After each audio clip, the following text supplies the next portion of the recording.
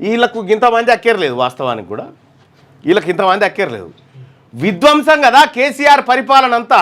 ఇగో గిడ పైన లేదు, పావుల పనికి రూపాయి ఖర్చు పెట్టిండు, విధ్వంసం కదా. కాంగ్రెస్ పార్టీ విధ్వంసం చేయలే, మీలాగా విధ్వంసం చేయలే. బీఆర్ఎస్ పార్టీ హయాంలో జరిగిన విధ్వంసం ఇలా ఎవరిని నేను అడుగుతా ఉన్నా, కిషన్ రెడ్డి గారిని, అనిల్ అంబానీ తీసుకున్నటువంటి అప్పు 46,000 కోట్ల రూపాయలు భారత ప్రభుత్వం మాఫీ చేస్తుంది. ఇదే నరేంద్ర మోడీ గారు బీసీ ప్రధానమంత్రి అని చెప్పుకునే నరేంద్ర మోడీ గారు మొత్తం దేశవ్యాప్తంగా 10 ఏళ్లలో ఓబీసీ విద్యార్థులకు స్కాలర్షిప్లు 9,000 కోట్ల. ఎక్కడ చర్చ కూర్చుందామో చెప్పురిగా. ఇదే కేసీఆర్ గారు, మీరు మీ కొడుకు ఆర్థిక విధ్వంసం పక్కకు పెట్టు, సామాజిక విధ్వంసం ఎట్లా చేసిరో దాని మీద చర్చకు సిద్ధమా?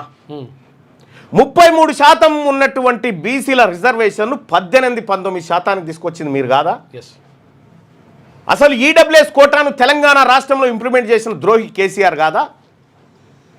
ఏది లేకుండా డైరెక్ట్ తీసుకొచ్చి మీ రెండు పార్టీలు, Bharatiya Janata party, BRS party, మీరు చేసిన విధ్వంసం ఇది కోలుకోలేని విధ్వంసం తెలంగాణ రాష్ట్రానికి.